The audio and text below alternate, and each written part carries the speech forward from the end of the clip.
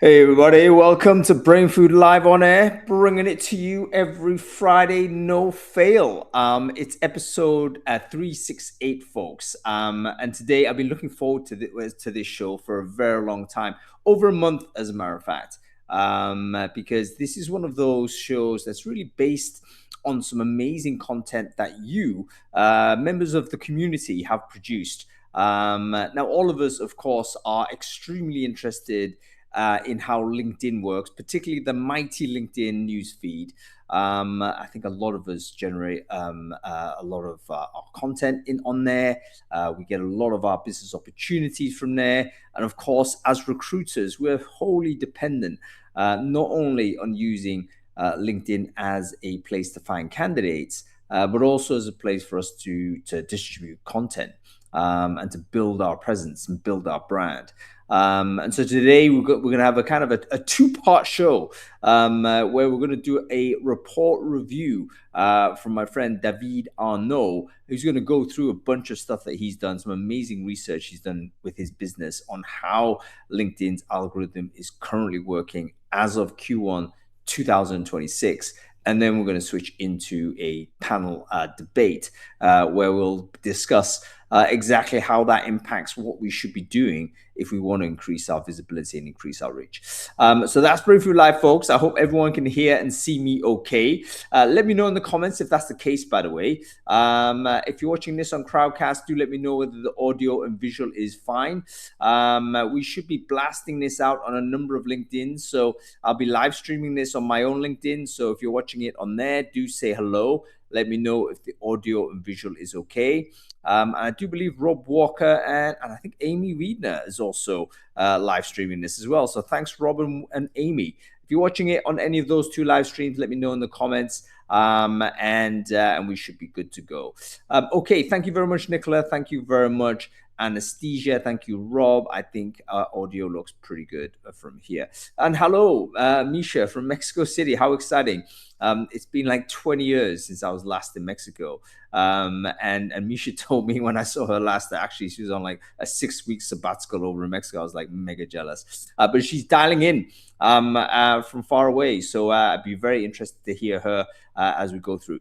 Okay, cool. Well, listen, before we go into Brainfood Live, of course, we have to thank our sponsors because without our sponsors, we cannot do this show. And I'm pleased to say one of our repeat sponsors, probably one of our new favorites, really, is Mackie People. Mackie, of course, are basically the company that's going to produce all kinds of automations which help you to hire faster, particularly if you're in the high volume hiring space.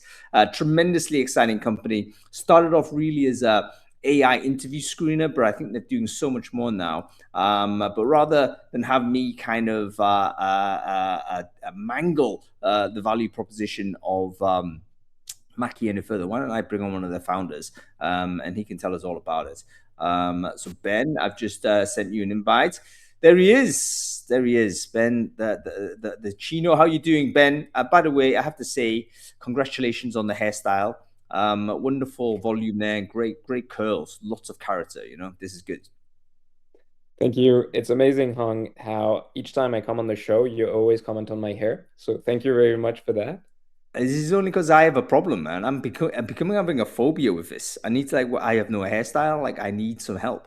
So whenever I see guests that come on, they got like banging hairstyles. I'm like, okay, I need the help.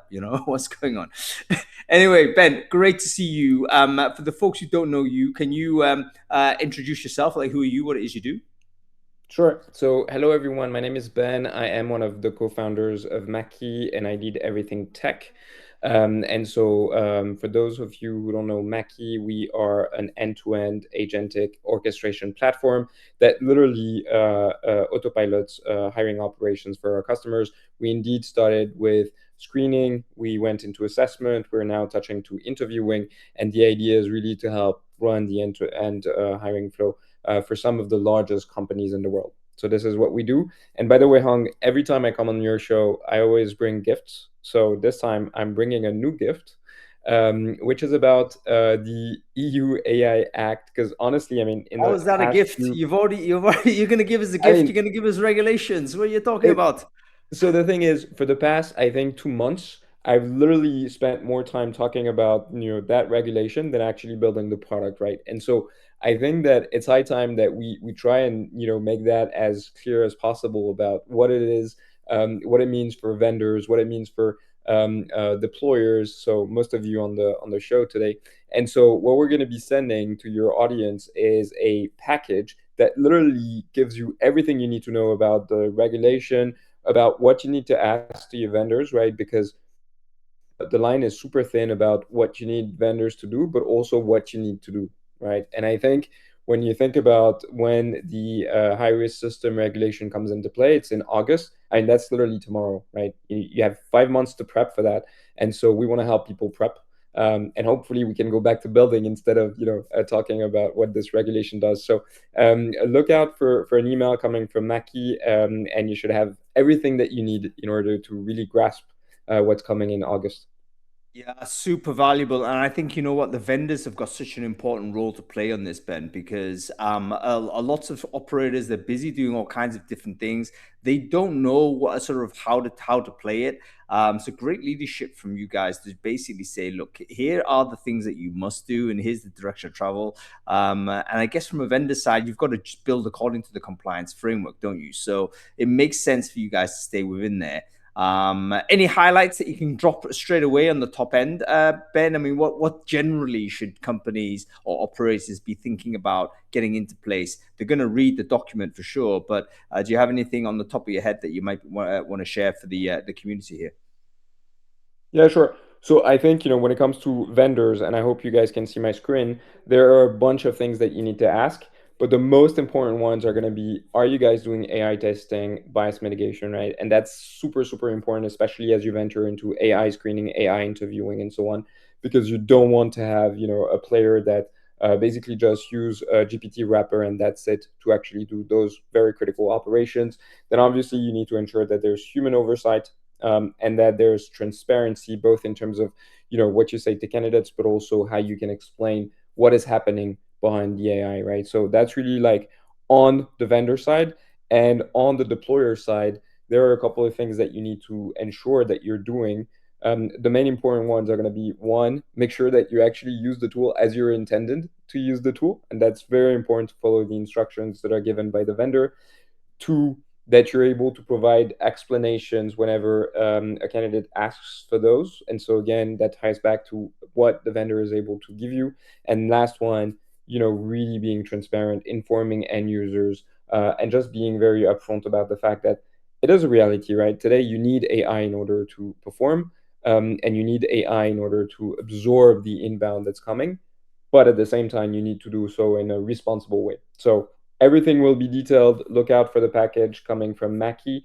And obviously, on top of my chief product officer, I'm very happy also to be the chief regulation officer. So if you have any specific question, I'm here to help. Yeah, fantastic stuff. Okay, folks. Expect an email from Mackie on this. Super valuable. By the way, if it is the document is ready to go, I might well share it in the newsletter on Sunday as well. It's the kind of thing we do need to keep an eye on and just make sure that we're compliant with the regulations that are coming out here. Okay, Ben, brilliant stuff. Thanks you so much for joining. I hope you enjoy the rest of the show here. We've got more French people on. I don't know if that's a good or bad thing for you, but that's happening soon. I'm going to bring David on, and yeah, enjoy the rest of the show, Ben. Thanks a lot for coming on. Great stuff. Okay, let's keep going. Yeah, it's super useful. I agree, Hannah. And this is not. I think operators or deployers is the new language now. Deployers of AI. That's what you are, and that's what we are. We are already like so maxed out. I think it's so difficult to keep an eye on what's happening regulation wise, and we're so sort of tempted to just reach for a tool or solution that we think, okay, it's going to do the job for us. I think basically, frameworks like this that Mackie are about to share with us, hopefully will give us a bit more equipment to, a bit more confidence really to make the right sort of selections going forward. Okay, cool. Let's just roll on forward to this. I'm going to bring on David here straight away. Actually, how do I even do that? This is all very chaotic. There we go. I think I can do this. And I'm going to share a link, by the way, to David's sort of post, which really kicked all of this off about 2 or 3 months or so ago, where basically it was really interesting analysis on like I think millions of LinkedIn posts. No, actually, it wasn't millions. It was 66,000 LinkedIn posts or something. So a large volume of LinkedIn posts to see which ones were actually traveling through the system and which seemed to be working. I thought it was a fascinating piece of research, and I thought, you know what, great to have some of this intelligence here with us. And why not see if we can bring David on again? David, another Frenchman with great hair. What's going on with this? David, I got a hair compliment. I was wondering if I was going to get there's a few characters coming on later. I'm not sure they're going to get the same treatment, but but we'll see. Tony, yeah, better get your hair in order. David, great to see you. Hopefully you stay on screen with us. It's been a while since we last connected, but wonderful to see you and doing well. I wonder whether you could introduce yourself to the audience. Who are you? What it is you do, David? 1 2 1 2. Yes, I can hear you. I'm not sure you can hear me though. Yeah. Are you back? Yeah, I can hear you. Everything good on the audio? Yeah. You sound perfect now, man. Okay, super. Yeah, I was wondering if I was going to get a hair compliment. Thanks a bunch. That's just made my it's made my day. Yeah, definitely too much French is never good. But I'll try to sort of live up to the intro you did. Hung, good to see you again. Hey everybody. So my name's David, and basically I have sort of 2-3 hats. By day, I'm a fractional GTM strategist. So I help B2B and B2C companies figure out their go-to-market using AI. I run a venture studio called Humanoids, and what we do is we build AI native autonomous businesses. So we have 6 or 7 businesses at the moment. One of those is called Viral Brain. It's a LinkedIn growth tool. And kind of what makes Viral Brain interesting and different is it's completely data driven. So what we do is we analyze, I think we've analyzed almost 1 million posts, LinkedIn posts at this point. So everything I'm going to share today isn't opinion. There's a little bit of opinion, but it's what the data is actually saying. And I'll walk you through some of the most interesting findings, hopefully things that are very practical that you can use right away to get more visibility on your posts. And I'll do a quick demo at the tool at the end, maybe like 1 or 2 minutes. And maybe do 1 or 2 little shameless plugs because, you know, I get your attention now, so I'll do a little bit of sales as well. Not a problem at all, mate. But yeah, really interesting. I mean, again, also interesting to see where you're going with your own career as well, David. Running multiple organizations. I guess the moment is exactly this: the ability to automate so many things. But okay, let's do the screen share here. This is the secrets of the LinkedIn algorithm. There we go. Before we dive in, David, a few things that we should really kind of discuss is that I think over the last 6 months or so, maybe even a year, a lot of people have been stepping up and saying, hey, listen, I think LinkedIn is killing my reach. Something has changed. Nothing's sort of working anymore. What's your general vibe on that? I mean, we know social media algorithms change all the time. Has anything significant happened over the last 12 months that you think actually we can point to that as some sort of break point where, you know, behaviors of creators had to change, or what? I mean, what's your read on it, David? So it's not even an opinion. So they changed their approach. It's called Brew360 now. It's an algorithmic approach to the new LinkedIn algorithm, and it basically puts you in buckets, centers of interest. So you see a lot more complaining from the bigger accounts because they used to have broad reach. Now they have much smaller reach, and they're only able to hit part of that reach. So actually, if you've started building up your LinkedIn reach and audience for the past 6 months, 7 months, you won't have felt it as much as if you were a large account. And I'll go into the details of that in the intelligence report. I'll explain Brew360, what's important, how the algorithm acts as a classifier, and how you can make some basic optimizations. Long story short, you're put in a circle of interest, and that's the only part of your audience that you reach now.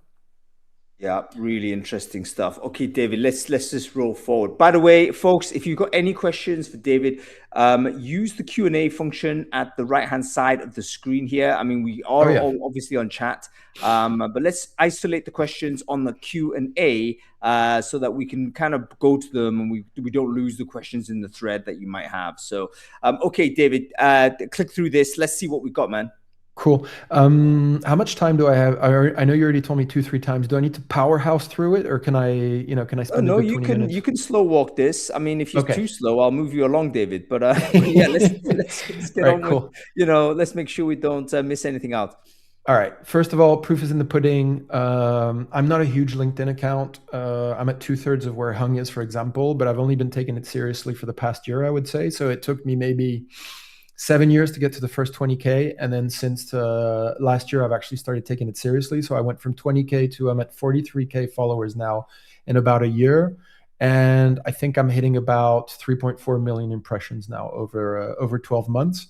I know it's vanity metrics, but for me, it's still a leading indicator of having a larger audience, and audience is king nowadays, now that everybody can build and we're in a big attention economy. So I actually think LinkedIn's more important than ever, as well as closed communities.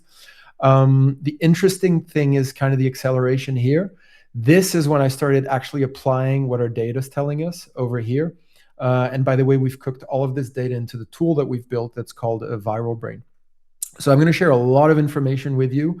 If it's too much information to handle, then you can use our platform. If not, what you can do is you can take the transcript from this call or the report that I'll share you, turn it into an MD file and stick it in your Claude Code or stick it in whatever LLM you're using to sort of embed that into your workflow. What's interesting also is I'm the same person. It was the same topics. I just got smarter about how I'm writing and formatting. I'm actually not that impressed with my work. This is my co-founder, Walid Boulanoir. He started from zero basically because he's a developer. He's a coder. Now he's at like 19K followers, 1 million impressions, and both of us using the exact same principles that I'm about to share. And this matters, I would say, for you because, if you're posting to attract candidates, get more visibility on your brand, on your business, or build your employer brand, visibility is definitely the game. It's annoying to be in an attention economy, I know, but it's just reality. And the best job post in the world doesn't matter if nobody sees it. That's why we used to say content marketing was 50% building the actual content, 50% distribution. I guess it's the same thing when you're trying to hire or when you're trying to sell yourself or your value proposition. So we did a little bit of analysis, and we're continuously doing analysis, which we cook into the tool. And every quarter, we're going to share a report now. This is the first one. When Hung reached out, I shared it about a month ago. So this number is no longer 62K. It's 300,000 posts now that we've analyzed on LinkedIn. And we've cross-referenced that with LinkedIn's own published research on their algorithm called Brew 360. We put it all in the report. You can download it for free. I'll send it over. I'll share it at the end, but not now, or else you're not going to listen to what I say. I'm going to give you some of the highlights. Go ahead. Stop, David.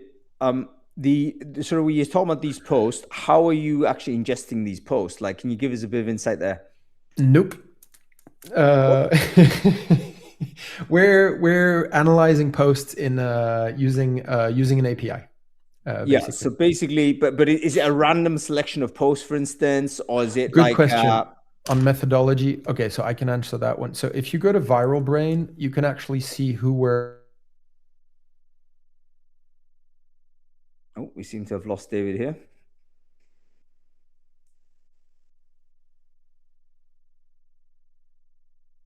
Let's hope David comes back, but it doesn't look like he is. Okay, folks, is David frozen or am I? Oh, we've lost him. That's it. I think it was David that actually got blasted out, isn't it?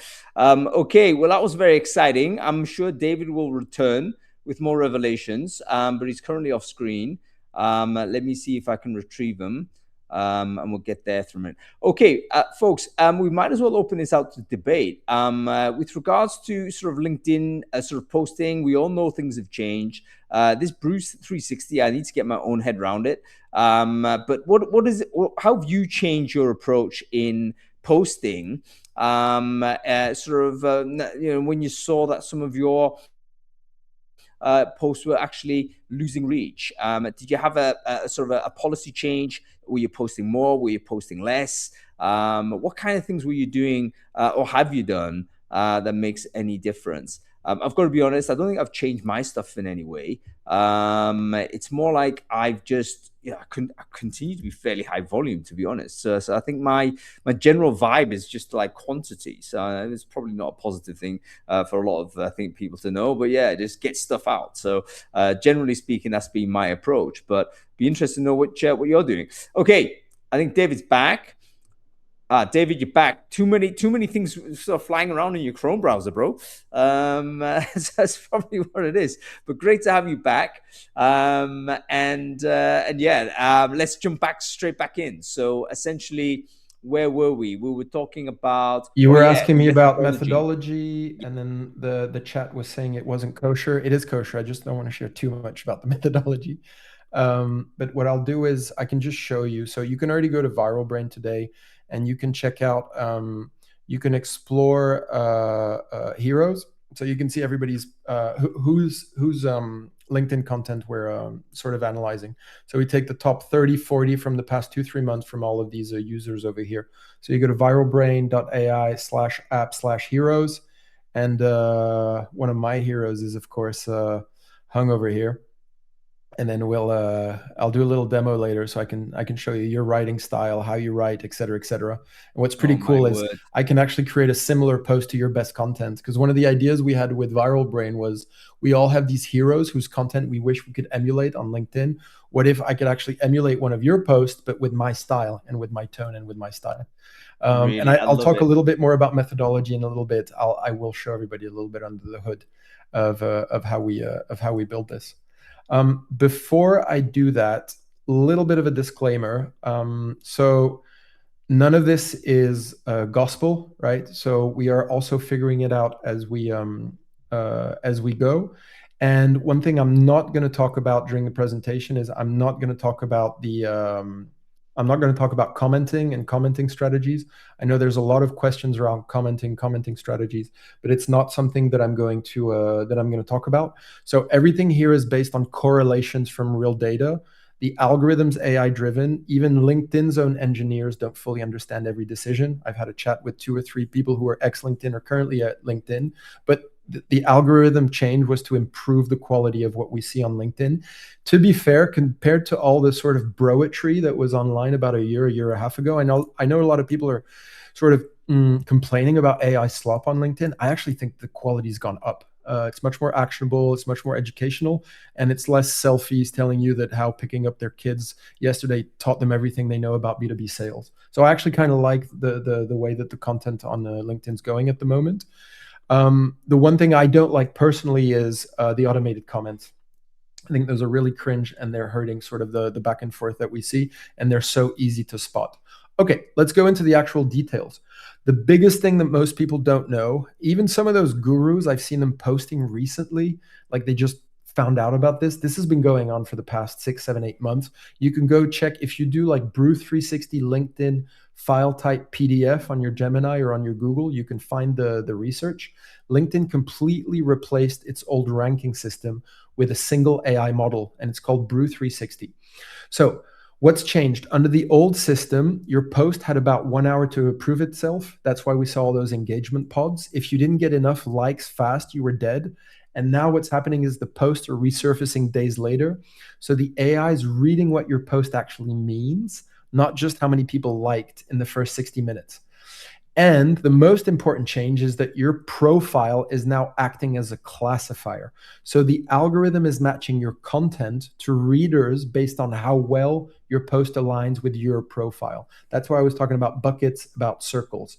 Your profile now acts as a classifier. I'll give you a few tips in a few seconds. So if you're a recruiter posting about talent acquisition, what do you guys post about? Hiring culture, employer branding, you get amplified to the right people. If you go off topic, so it's kind of creating, to a certain extent, resonance. If you go echo chamber, sorry. If you go off topic and the algorithm doesn't know who to show you to, then your reach actually goes down. So what does this mean for you? Actionable. Because your profile is now a classifier, it needs to be optimized for who you're targeting, not what you do, for who you're targeting. Think of it as a landing page. So your banner's like your billboard. Your headline needs keywords that the algorithm can match, right? Like talent acquisition, employer branding, hiring. And not many people know this. Your top 5 skills, not your top recommended skills, your top 5 skills in your profile should be what your ideal audience is looking for, not just what you're good at. So if you're trying to attract engineering candidates, your skills should signal that world, so to speak, and get verified. Also, apparently that helps. It builds trust and may affect reach. This one is kind of that's kind of a rumor that being verified increases your reach. And by the way, it's really easy to get verified. It's just with your mobile number. So just to give you an example, what am I talking about? So your banner is kind of like your billboard. It's your CTA. This one's not important for the algorithm, but that one's usually important as a call to action for people who are visiting your profile. The ones that are really important for the algorithm is over here. So your headline. So I've adapted my headline to the target audience that I have, to my ICP. Also your about section. And finally, your top skills. So I don't know if you know this, on your profile, you can edit your profile and you can put your top 5 skills. This is how it decides which bucket to put you into. So if you haven't done so already, optimize your profile to be able to attract the right audience and to be in the bucket of the right audience. And this is really sort of simple to update. By the way, we have a bunch of free tools at viralbrain.ai/tools.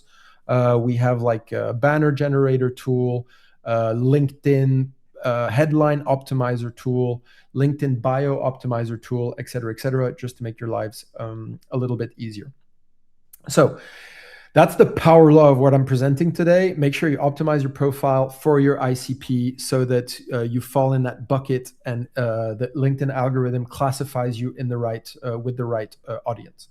Yeah. Next thing I want to talk about. Quick one, David, before Yeah, I just don't want to interrupt. A quick one to the audience.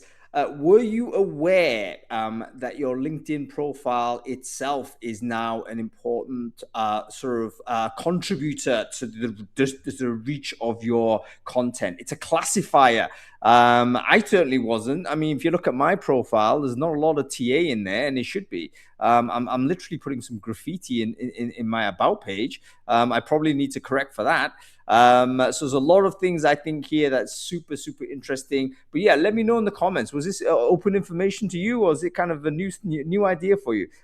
Be good to know where you where your knowledge level was before you hit this webinar. Okay, sorry, David, go ahead. No, this is good. Double click on stuff. And by the way, so go check out the tools. If you use the search, we have a banner optimizer. There's a profile optimizer, a bunch of free tools so that you can start doubling down on what I'm saying. And as I mentioned, we cooked all of the information here into the tools. Oh, I have so much to go through. Okay, let's talk about hooks. For anyone who doesn't know, a hook is the very first line of your post. So it's a BuzzFeed's, clickbaity beginning. Most people only read the headline. They never read the actual article. It's the only thing people see in their feed before they decide to keep scrolling or stop and read. And on LinkedIn, you want to stop the scroll. Here's why it matters so much for the algorithm. When someone is scrolling LinkedIn, the first 2 or 3 lines of your post are visible. You see here, the first 2-3 lines over here. Everything else is hidden behind a see more button, the little more button over here. LinkedIn counts that as a signal. It tells the algorithm the person found this interesting enough to want to read more. So that's a form of engagement, just like a like or a comment. So the more people click see more, the more the algorithm thinks your post is worth showing to other people. That's why if you use Viral Brain, or if you listen to what I'll say next, we spend so much time on the actual hook. Your hook is literally like the gateway to all of your reach. So we analyzed every opening line in our data set, and there's a style of hook that works really well. I know it's cringe. I know it's annoying, but it works. I use it a lot, and it's called a curiosity gap. Curiosity gaps win by a massive margin. They get 66% higher see more and win rates when you use a curiosity gap. What's a curiosity gap? It's when you hint at something interesting, but you don't give the full answer. So you create a gap between what the reader knows and what they want to know.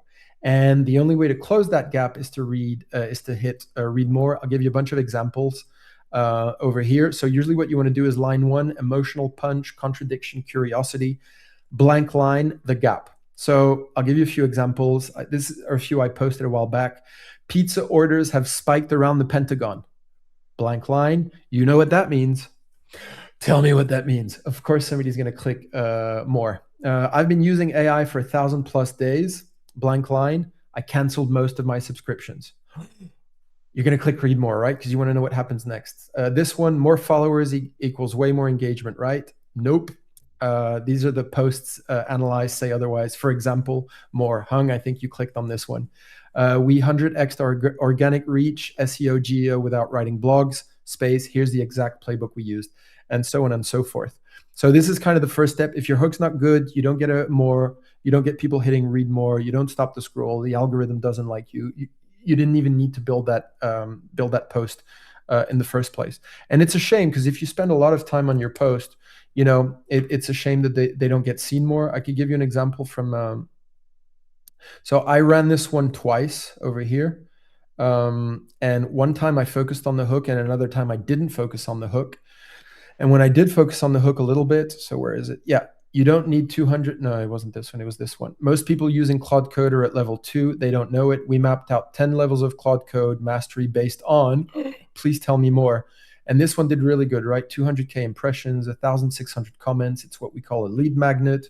If I hadn't worked on my hook, I would never have gotten these results over here. So if you use the tools, or if you listen to the tips, focus on the hook, focus on the hook. It's like if you build a big report internally, focus on the executive summary, because the board never reads more than the executive summary anyway.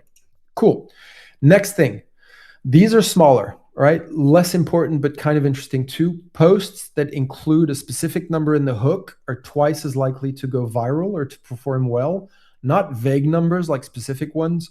I analyzed 300,000 posts. It helps, and it just attracts a lot more than I analyzed a lot of posts. We reduced time to hire by 34%. That has a much bigger impact than we improved our hiring speed. Why does this work? It's because numbers, they create credibility. It's like seeing a use case, and they signal that you actually measured what you're talking about, that you have proof. And for the reader, like, this number gives them a reason to stop scrolling. So whatever you're posting about, try to find a number, how many candidates, what percentage improvement, how many days did it take, et cetera, et cetera. That works well. Next, this one was interesting. Start with I. This one kind of surprised us. So first person hooks, the posts that start with I, they outperform by, I can't remember what 38%. I just interviewed 50 candidates in 2 weeks. Beats how to interview 50 candidates in 2 weeks. It's also less pedantic, less paternalistic, or maternalistic, if we're being gender neutral. It makes sense when you think about it, because LinkedIn's a social platform. So people want to hear from people, not from brands or textbooks. Starting with I immediately signals this is a real person sharing a real story. And it ties back to the algorithm. Brew360 wants to prioritize content that drives genuine engagement. So I actually think they are making LinkedIn way, way better than it was a year and a half ago. And personal stories from real people, they get more comments. I mean, it is a social network after all. Next one. So here's a weird one. I thought it was interesting to share today. Questions and hooks, they get more comments, but they actually kill your reach. So that's kind of like a paradox.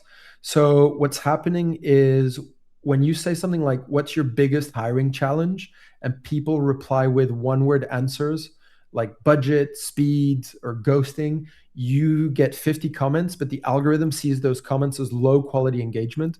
So short comments don't signal deep interest, and the post doesn't get shown to more people because nobody clicked see more. Nobody spent more time reading it. If you compare that to a curiosity gap hook that gets like 20 comments, but every comment is like a paragraph, people sharing their real stories, that's high quality engagement. So I just say use questions strategically, not as a default. What are your thoughts? What do you think? La-di-da-di-da. In terms of content, so this is pretty interesting. 4 rules for the body of your post. First, write long. And then again, this is not gospel. This is just what the data says, right? What our data shows is that posts, and it's correlation versus causation, and maybe it depends on the industry that you're in. So just take it lightly. You'll get all the slides, no worry. And I also build an MD file, a markdown file. So if you're using an LLM, you can just feed it into your markdown file. If you're using Claude Code or Claude Cowork or whatever. So post between 1,000 and 3,000 characters do better than the shorter posts. Break it up. I know it's annoying. I hate this one. I go against this one. Short paragraph gives you 71% improvement. That's why you also see all that spacing, that LinkedIn style of writing. That means 1 or 2 sentences per paragraph. The reason is most people are on mobile, so a wall of text, it's like instant death. Short paragraphs, it creates white space, which makes your post feel easy to read through, and it keeps people scrolling down. So they're dwelling on your post longer. You want people to dwell on your post. And then third, write simple. Oh, what world we live in. Grade 5 to sense reading level. So if you're using words that average more than 5 letters, you're losing 39% of your engagement, essentially. That's what the data's saying. This isn't about dumbing it down. It's about clarity. So the best performers, they write like they're explaining to somebody something to a smart friend, not writing an academic paper. And that's also where you can spot the AI slop right away, right? That was trained on academic papers, and you can tell it's been written by AI. And then fourth, just try to weave some personal stories in there. Every viral pattern we found has some personal element. Every viral pattern we found has some personal element. Another thing I want to say is that the algorithm is really flimsy. Consistency is key.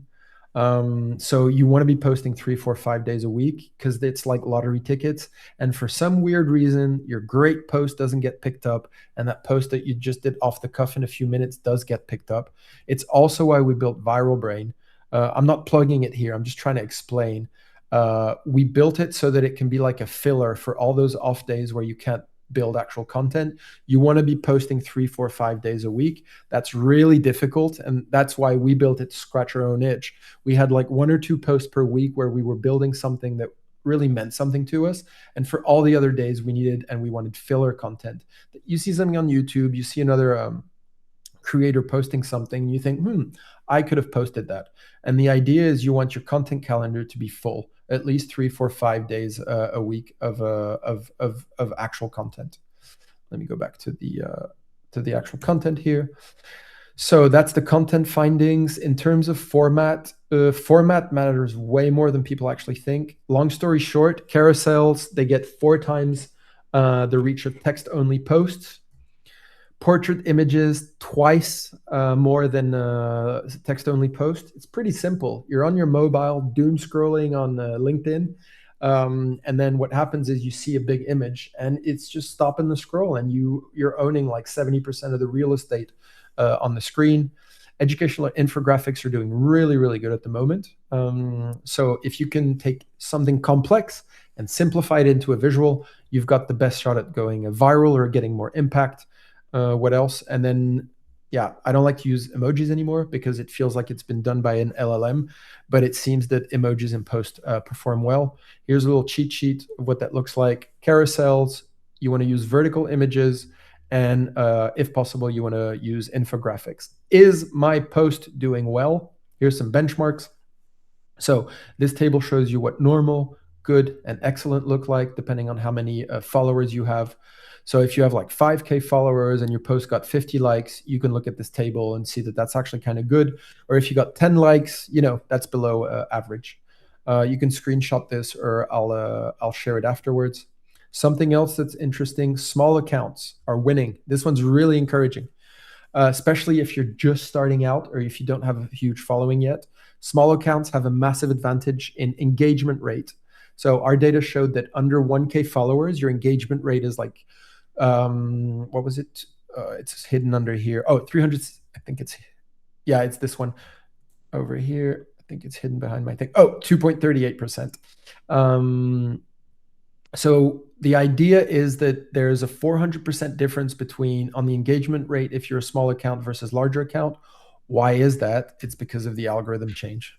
That's it. So the algorithm is no longer rewarding large accounts that broadcast to passive audiences where most people follow but never interact. So it's now or never to sort of build up your brand again. It's David versus Goliath again at the moment. Timing versus strategy, again, take this with a pinch of salt. Our data showed that a lot of us are actually on LinkedIn on Sundays. Sunday was by far the best day for likes and comments, right? And for reach. Why? There's less competition, fewer people post on weekends, but plenty of people are still browsing LinkedIn on a lazy Sunday. Apparently, we're not on TikTok, we're not on Insta, we're not on Snap, we're on LinkedIn scrolling on the weekends. Saturday was second, then Tuesday, and Monday is dead last for every single creator that we analyzed. Things to avoid: get rid of the hashtags. They tank your performance by 70%.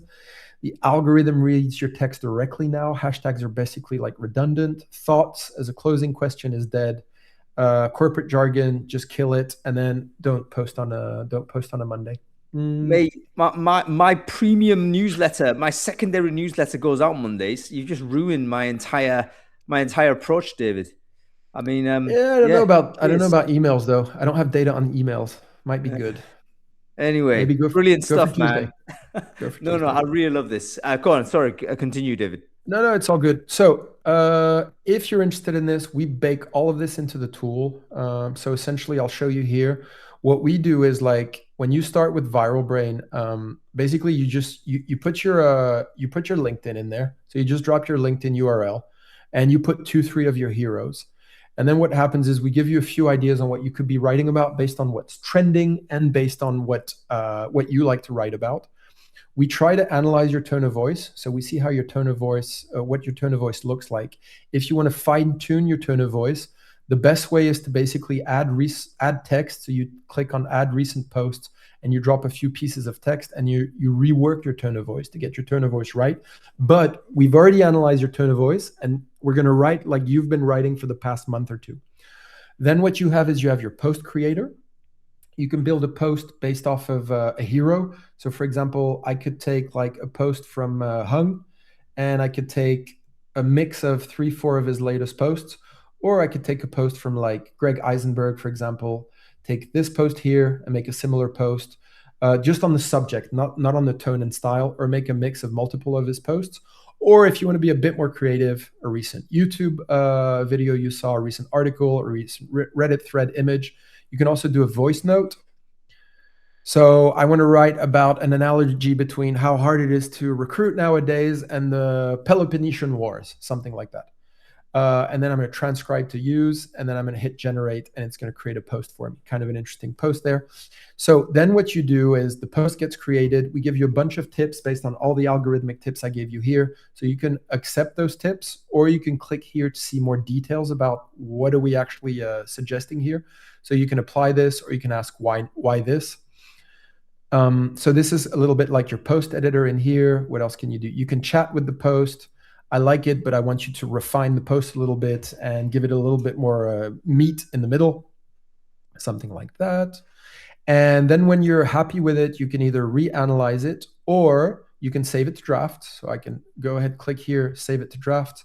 I can view all of my drafts over here. Or if I go back to the post creator, you can post to LinkedIn directly. We believe that LinkedIn doesn't like it when you schedule posts. So my recommendation is that, and also they don't like it when the LinkedIn post comes from an external tool. So what we make you do is copy the post. So we copy it, and then you go ahead and you actually paste it over here.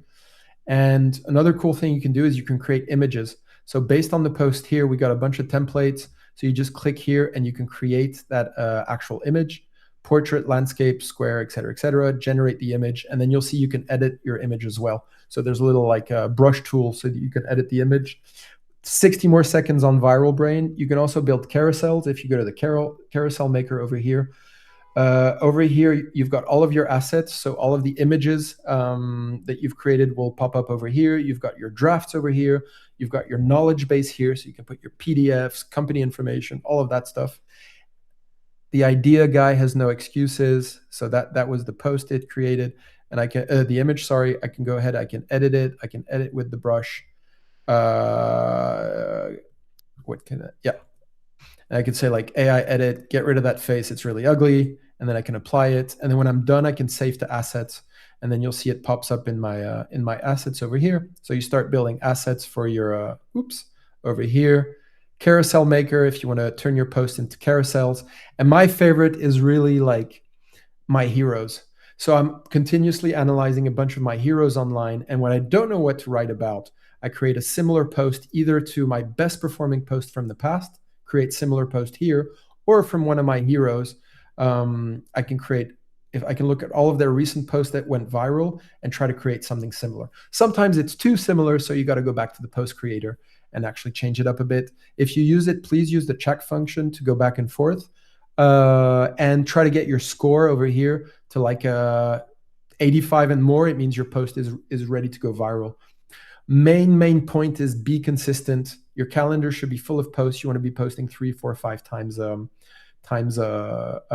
month. If you become part of Viral Brain, I also invite you to a WhatsApp group where we share tools, tips, all of that stuff. Okay, that's enough for the shameless plug.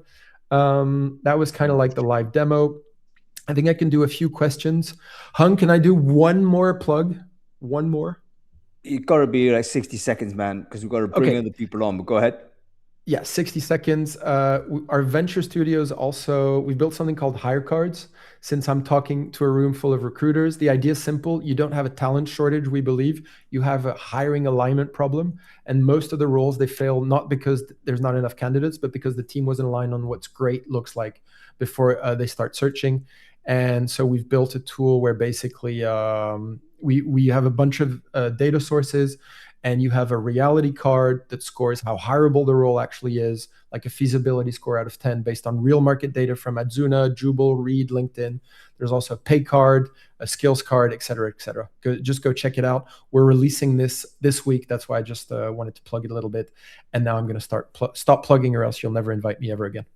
Always welcome, David. Brilliant stuff. Thank you so much. Virtual round of applause there. Brilliant to get that knowledge drop. I think even if you just watched that last 30 minutes, I think you'll already get tons of value from it. I'd be interested to see what kind of LinkedIn profile edit activity we get on the back of that share.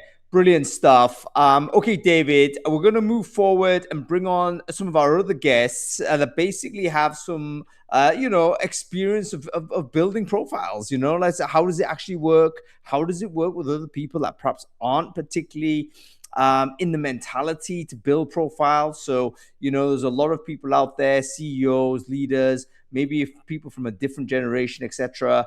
They're all people that basically might need help, but they may need the assistance to do it. They want to do it for you type of service. So we're going to bring them on and then have them chew over some of the stuff that you shared with us, David. So let me let you go now. Brilliant stuff. We might bring you back if we have time. But thank you so much for the knowledge share so far. It's been brilliant stuff. And congratulations so far on your business as well. It's been great. Thanks, to see Hung. how you're Sorry for the timing. No. Timing's been brilliant. Take it easy, man. Cool. Wasn't that great, guys? Definitely so much food for thought. I realize I've got so much to do in terms of my own sort of, Crowdcast has just screwed me up here. I do believe it stopped me from interacting with anybody. All right, what's going to have to happen is Amy, Tony, and Misha. I might have to get you to raise your hands if that's possible, because I don't think I can actually invite you otherwise. It seems rather strange. But yeah, I'd love to get you on. Amy, here you are.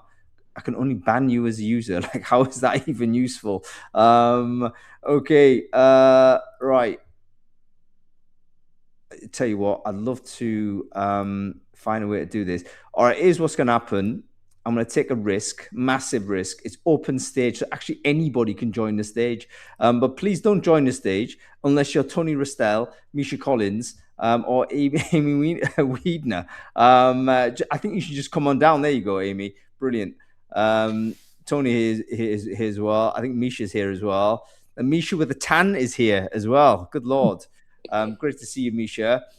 Tony's here as well. I think Amy will arrive shortly. Okay, we're all here. But Misha, you came on screen first. So why don't we quickly introduce ourselves here? Misha, who are you? What it is you do? Yeah, of course. Thank you so much for having me. Sorry, I am a bit sick, so if I'm sounding a bit croaky, that is why. But I am Misha Collins. I built my own personal brand on LinkedIn. So I think I started posting around 18 months ago, and from there growing my following to nearly 54,000 followers, which is amazing. And I've built an entire business on LinkedIn. So I help people with ghostwriting, I create content for them, and then I also coach people on how they can build their personal brands on LinkedIn too. So yeah, very, very orientated around LinkedIn, and it's the platform that I have to thank for my following and my entire business. Yeah, brilliant stuff. Thanks for joining, Misha. I'm sorry if you're feeling ill, but great to have you soldier on with us. I've just shared Misha's LinkedIn there, so please make sure you connect. Tony, you might need to fiddle with your camera here. I think I've just got a blank screen, so I'd love to get you on screen. There you go, brilliant. Amy, let's go to you. Can you quickly introduce yourself, who are you, what it is you do, my dear? Yes. Hi, everyone. I'm Amy. I have a personal branding agency. I help founders and brands build on LinkedIn, similar to you, Misha, through Done For You, through consulting, and through team workshops. And I also run a community called the Bold Community for women creators who want to build businesses off their personal brands on LinkedIn. Because similar to you, Misha, LinkedIn allowed me to build a business. Literally, I don't even have a website still. I'm a year and a half in. And I'm delighted with life. And it's an incredible tool. And by the way, just really quickly, that session was so mind blowing. I have been so deep in trying to figure out the new algorithm updates and everything. And like the way that David just summarized it was just incredible. So thanks, Hung, for having us. No, brilliant to have you on, everyone. And Tony, great to see you as well. Can you quickly introduce yourself? Who are you? What are you doing, Tony? Yeah, hi everyone. Thanks for having me today. Tony Restell. I run a social media agency called Social Hire. I previously built and sold a job board business, and so off the back of that, a lot of our clients are recruitment agencies or tech providers that serve the recruitment industry. Yeah, brilliant to have you on the show, Tony. Okay, so we just saw this brilliant session. Loads of interesting things there. I learned a ton. Particularly the importance of personal profile. I didn't realize that. I mean, I've been kind of neglectful of my own profile because I'm one of these that set it up, well, I don't know, 10 years ago in terms of my last edit on that. And I thought that was got to be it. Just totally forgot about it, right? But it's clear I've got to go back and revise that. Is that why firstly, did you know about this? And secondly, what do you reckon? How important is profile with regards to the distribution of reach? I mean, is this something you've experimented with yourself?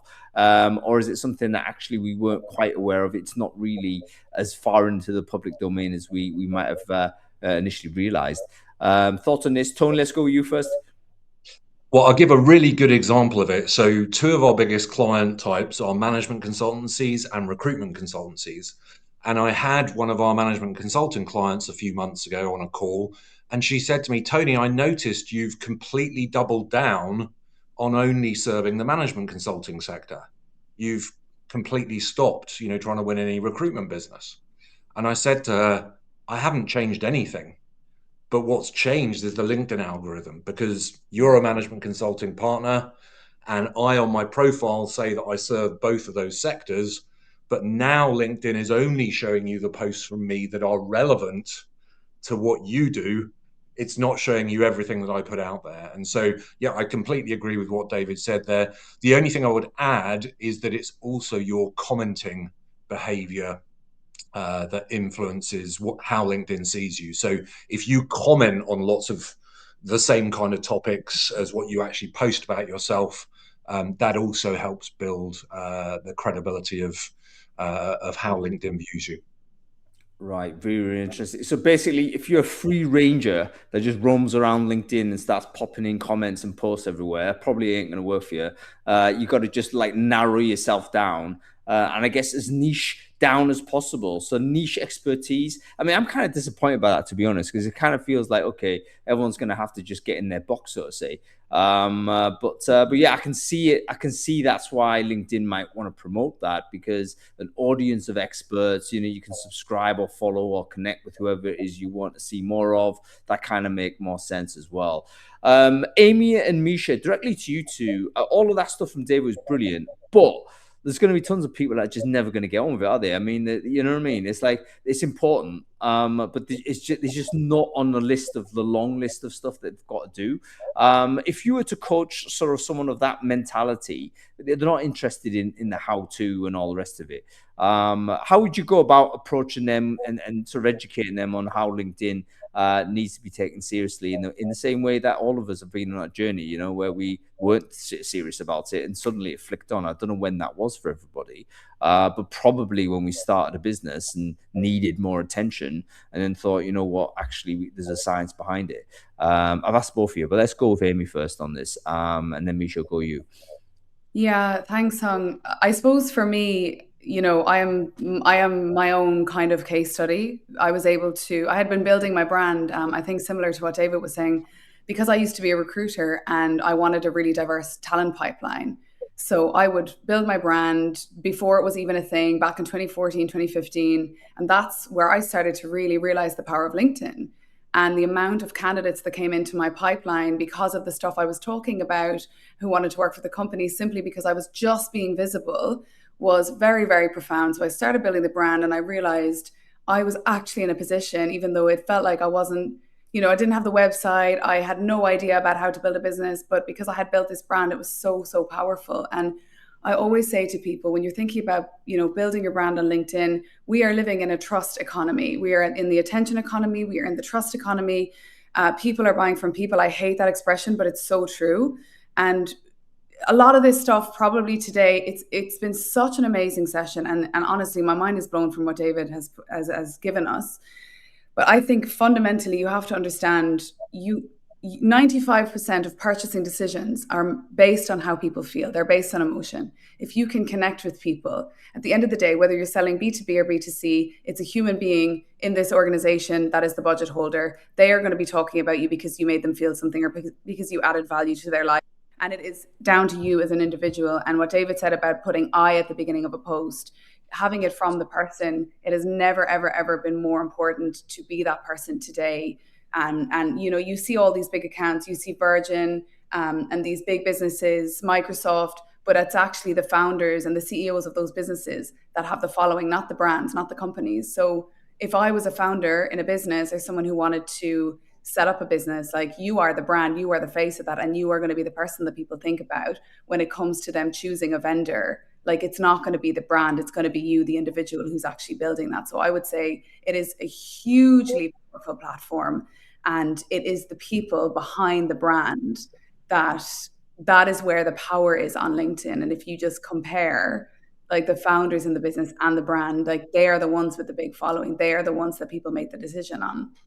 Yeah, I think that's basically a very good way to persuade people, isn't it? Thank you for that, Misha.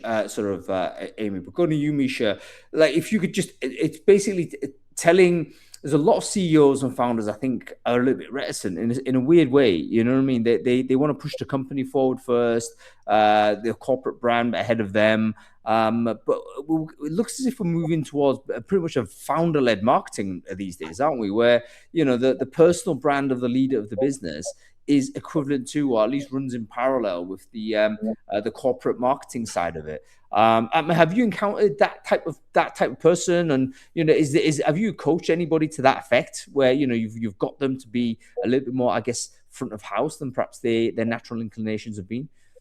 Yeah, of course. I mean, I've coached, I think, over 150 people, and they're predominantly founders. So that's a term that I use a lot, founder-led marketing. Like what Amy said, we are an attention economy, and I think it is the most visible wins. So David said it, if you've got a job post out there and no one knows about it, you're not going to get the talent. It's the same for anything. You could have the most incredible product in the world, but if nobody knows about it, how they're going to buy it. And the best way for people to gain buy-in is by becoming attached and connecting to the founder of that company. It really is so important to be visible online, and it's frustrating. It can be really frustrating. Like, I've got tons of friends who started building businesses who have no desire to be online. It's cringe. It feels cringe at the beginning. It absolutely is, but it is so important. And yeah, it is kind of the most visible wins these days. And yeah, I just think it's a really great way for people to connect with the brand when you're building trust with the founder. Yeah, no doubt. Go ahead, Amy. Can I just jump in there, Misha? You just made a really good point. It's not just that it's cringe, especially for women building businesses right now, or anyone who's in a protected group. Like, it's unsafe. I feel very unsafe on most platforms other than LinkedIn. And like David mentioned before, when you go on LinkedIn, you have to be verified. It's a way more respectful platform. A lot more women and people from underrepresented communities feel safer on this platform. And if you are someone who really wants to build your brand, I always say to people, don't think about, look at me, because I'm from a small town in Ireland. Like, we are not people that like to show off anything. We are like mortified if it comes to building brands and being visible. So I always say, don't say, look at me, look at this. Look at this thing that I just found in a book. I was reading a book and this insight really resonated with me, and serve it up to people on the news feed. That's going to be interesting for them. If it's a statistic or a nugget of, I call it the golden thread. If it's something meaningful that's going to help them do their job better, or help them think differently, or add insight or light into their day, then you are going to become a very valuable person. And then when it comes to making a decision and put budget towards a service that you're offering, they're going to see you as valuable. They're going to like you, trust you. And that's literally what it boils down to. Yeah, thank you, Amy. Go ahead, Tony. Just want to say that recruitment businesses in particular are in a fantastic position when it comes to this, because we serve a lot of different types of clients, but we consistently see recruitment founders getting the best visibility on LinkedIn. And if you think about your working day, you have so many stories and anecdotes of things that have happened in the business, of hiring campaigns that have gone wrong, of offers that have got botched, of all sorts of things. And those kind of human personal stories and anecdotes really take off on LinkedIn in terms of getting a lot of engagement, and therefore getting a very big distribution. So I know the audience today is largely recruiters, so you're in a lot stronger position than a lot of other users on LinkedIn, I would say. Do you know what? There's an inherent advantage that recruiters have, isn't it? I mean, firstly, not only the storytelling content that we have access to, because we're speaking to candidates and hiring managers all the time, so there's tons of information there. That's these personal nuggets that we could throw in. But also, I think recruiters have inherently had this networking mentality, or at least you should have. You should have already a bigger network. I think if you took an average recruiter compared to an average accountant, let's say, that the recruiter is going to have times 100 the amount of connections that an accountant will have, simply because of the work. And so we, as an industry or a profession, should really be the dominant creators on LinkedIn. But I don't think we are we, Misha? Have you ever done a study on this? Like, who are the most prominent types of poster on here? I think probably. I don't know. I reckon recruiters probably post, but not in the way that is going to help you build a personal brand. I'd probably say the people who are most likely to post at the moment are the people who are helping people grow personal brands. So, like me and Amy and Tony. Yeah, very, very interesting. Okay, let's talk about sort of advice to others, because I'm noticing time here as well. We're heard all of this brilliant information. I've got to be honest, some of it seems unrealistic, David. I mean, posting every day. I mean, listen, I don't think anybody could do that, even with any kind of tooling. So how do we firstly become more frequent in posting? Because I find that it's one of those where I speak to a lot of, I'm not an expert, but people come to me and say, oh, Hung, you seem to post regularly. How would you do that? It seems like the hardest thing is to do it with frequency and consistency. What is the secret behind that? Have you got any lessons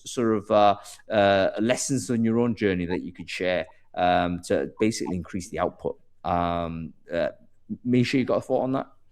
Yeah, of course. So I think the biggest point here is that consistency is so key. That I think I wrote my first LinkedIn post in 2021, and I was posting ad hoc without any form of strategy, just when I found something interesting or I saw a cool marketing campaign for 3 years and literally got nowhere. I then started in October 2024 to take it seriously, and I decided to put all my effort into LinkedIn, posted every day for 30 days, and then kind of dropped down to maybe 6 times a week. And from there, my growth just like catapulted. I think I gained 10,000 followers in 3 months. So consistency is so key, but people really overcomplicate LinkedIn. As Tony just said, it's our lived experience creates content. So if you're building a business and you're having calls with potential clients, current clients, your team, what are the questions that people are asking you? What are the pain points that people are coming? What are the problems that you continuously hear? That is content. And especially now with AI, something that I've been noticing perform really, really well is referencing lived experience. So, for instance, 2 weeks ago, I was speaking to a founder of a Series A company. They said this was their biggest problem. People are loving that kind of input because it feels really natural, it feels really real, rather than an AI generated post. So don't overcomplicate it. It can be as simple as just taking your experiences and what you're going through and using that to create content. Yeah, brilliant. So I would describe that as commentating on your day. You know what I mean? As you're getting on your day, it's just commentate on it, as observe it as a third party and saying, you know what's happened there. Go ahead, Tony. Well, I was just going to say journaling is the biggest thing that we advise people to do, which is basically just building on what Misha said there. Every time you come off a call, every time you come out of a meeting, just jot down what was the one question you were asked in that call, what was the one surprise that came out of the conversation, what was the one embarrassing moment. We have clients just send us WhatsApp voicemails as they come out of meetings and things like that, so that throughout the working week we've just got a flow of ideas. If we ask them at the end of the month, right, what are the things that happened to you this month that would make for good content, their brain would be like a sieve. They wouldn't remember any of those things. But if you capture them as the day happens, then you're never short of ideas. Do you know what? That's a classic author technique, isn't it? Like authors basically walk around notebooks. I guess these are voice memos, but they just jot down absolutely every idea because that's the kernel of the content that they produce. Very good. So yeah, have some sort of method of recording the day. Brilliant. Amy, your thoughts on this? How do you increase content output? Yeah, I love what you both said. And just on that, Tony, apparently Charles Dickens used to work 2 hours in the morning and then he used to spend the rest of the day walking around London, just like tapping into your creative energy. And it's like writing a CV. If you sit down and write your CV and someone's like, oh yeah, just write down all the experience that you've had, you're never going to be able to do it. So journaling, taking photos, voice noting yourself on WhatsApp, using Whisper AI, using whatever tool you use, capture while you're out in the world experiencing life as a human being, when you are engaging with your clients, when you go to a client meeting and you have that real body hum because you've had a really good experience, voice note yourself afterwards. You can transcribe it. You can then pop it in and say, come up with a post. I don't believe in using AI to actually write your post, but like give me ideas for a post based on this thing. And the other thing I would say is people really tend to overcomplicate content and building your brand on LinkedIn. If you are selling into a business, you're trying to get new clients as, let's say, a recruiter or whatever that looks like. Whoever the person is that you're writing to, you need to think about who your target audience is, pick maybe 2 profiles. At the end of the day, they're probably working for a business. Businesses just want to grow. That is the goal of probably 99.9% of businesses. They want to grow. People within that business and the C-suite or in the leadership team, they are going to be tasked to contribute to that growth. What are they being measured on? If your target person is a head of HR, what are their KPIs? What is keeping them awake at night? There's going to be 2-3 common problems that they are currently experiencing in their role. What is the pain point? and how can you then create content that is going to make their life easier, that is going to be a nugget of insight, or a new article that's going to be interesting for them, or a new piece of research, or something that can speak to the pain point that actually will make their life better. And again, that is going to be making you a valuable person to them, so that then when they are looking for someone to help them hire, or whatever that looks like, they're going to come to you when the decision is being made, because you've already, it's your personal brand. You've already created yourself as a person of value in their mind. So it's just really simplifying, what do people actually want? And they come on social media thinking about themselves, not thinking about you. We're all just looking at the world through our own lens. How does this affect me? How is this going to, improve my life? And I think it's just understanding how people actually are, how people think. Yeah, I think that's really quite insightful, Amy. Quite advanced as well. Like writing content or producing content that addresses, the problems of the people that you might be trying to sell a service to. That obviously makes sense. But I think that's quite advanced sort of step. We probably need a Brainfood Live sort of part 2 on this topic in order to get there. Brilliant stuff. Okay, listen, I know we're like flying through sort of towards the end of time here, so I don't want to keep anybody's sort of day any further than we are. I just want to thank sort of our audience for joining and paying attention to us. Hope you've enjoyed it. I want to thank our panelists here as well. So Tony Restell, Misha Collins, and Amy Whedon. And thanks for coming and joining the conversation. I wish we had longer to chat, but David basically hogged more of the time than I anticipated. And of course, David, I know, thank you so much for sharing some of your wisdom with us. Super interesting for us to review. I dare say there's going to be a part 2 on this. In fact, as there is a quarterly report that David, I don't know how he prefers it, is actually sort of doing. I wonder whether we just like kind of parallel against that and then and keep up to date with it. All right, that's it. After everyone go, Tony, Misha, Amy, thank you for joining. You have a good day. Everybody else, thanks for paying attention. We'll be back next week, of course. Brainfood Live on air all the time, every week. Next week, you're going to want to tune into this because it's going to be a show kind of directly linked to using AI, because it's optimizing recruiter workflows with artificial intelligence, with live examples. Folks, unbeknownst to all of you, I've been setting up a secret group of AI experts, or at least recruiters that are AI experts, really pushing it to the frontier. I'm calling them the AI Brain Trust. They're there helping me get educated on how all of this works. They're going to come on one by one and do a demo on one recruiter workflow each that they've managed to optimize with free to use, or at least cheap to use AI. I guarantee you want to be signing into this. The show is already available for you to register, so make sure you do that. If you're interested in this kind of conversation, of course, follow the channel on Crowdcast. I do this every week. And if you're watching this on LinkedIn, hover over to my profile, my soon-to-be edited profile, and follow that, because I LinkedIn live stream there as well, the same show on Fridays. Okay, that's about it. I hope you're all well. I'll see you next week.